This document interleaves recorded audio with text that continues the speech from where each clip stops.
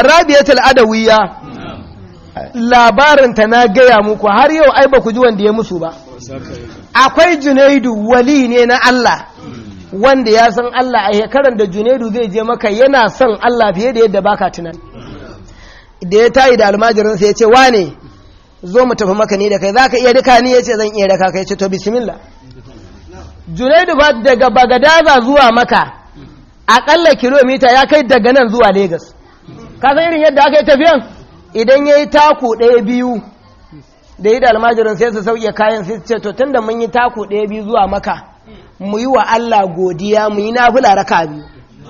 sai a yi nafila raka biyu a yi sallama kuma sai a yi taku biyu a yi nafila raka biyu a yi sallama a yi taku biyu shekara 7 aka yi ana abu ɗaya. Ana cikin tafiya da almajiri guzurin ya ƙare almajirinsa ya ce masa alagata malam guzuri ya ƙare me abin ya ce to mu dama ba ruwanmu da guzurin ai ba ma kuma kauna amma tun da kai ba za ka yi haƙuri ba kawo takarda da biro sai in baka wasiƙa ka je ka karɓo mana kuɗi. Ya rubuta takarda da biro ya ce Allah muna tafiya da almajirinmu guzuri ya ƙare Allah na turo shi gurinka yana da buƙatan kuɗi in ya zo ka ba shi kuɗi Allah. Ya ce ga wasiƙa ya ce wa zan kaiwa ya ce ka kai wa Allah. Su muridi ne almajiri daban muridi daban. Shi muridi abinda ba zai yoyu ba ma ya san zai yoyu. Wanda suka yi kama da muridi a yau shi ne soja. Idan soja yanzu kai laifi ya ce ka da itace karka ce ba za ka iya ba ya girma sai ka yi wahala. Kurin ka fada itacen da kokowa to za ka samu sutu. Su almajiri idan muridi an ce ka yi kaza ba shakka. Yana karban wazigan ya ce daki gun Allah zan je barin je da guri kurin ya filla da gudu tafiya yake yana gudu kamar kansa ya tsinke sai ga wani mahayi akan doki suka gaisa bawon Allah ina za ka ce gaggawa nake an aike ni ina ka aike ka yace gurin Allah zan je gurin Allah zan je yace to da ka ta mana waye turo ka yace malami na ne yace bude ga wasikar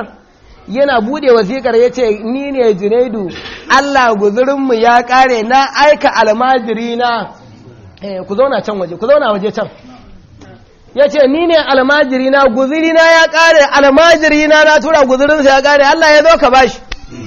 na kan dokin ya ce Allah sarki Junaidu kenan ya ce to ka ce masa in ka je ka ce ka zo gurin Allah ya bashi mutumin ya zare dinari 1000 a jaka ya ce ka ce gahi Allah ya bashi ya koma ya koma ya ce ya kaje gurin Allah ya ce naje ya ce nawa ya baka dinari ya ce to ka rike to mai wannan ne da ya zo ɗakin Ka'aba a ran da ya zo tafiyarsa ta dace Rabiyatul Adawiyya ta zo wali biyu sun gamu ga rawani ga kallabi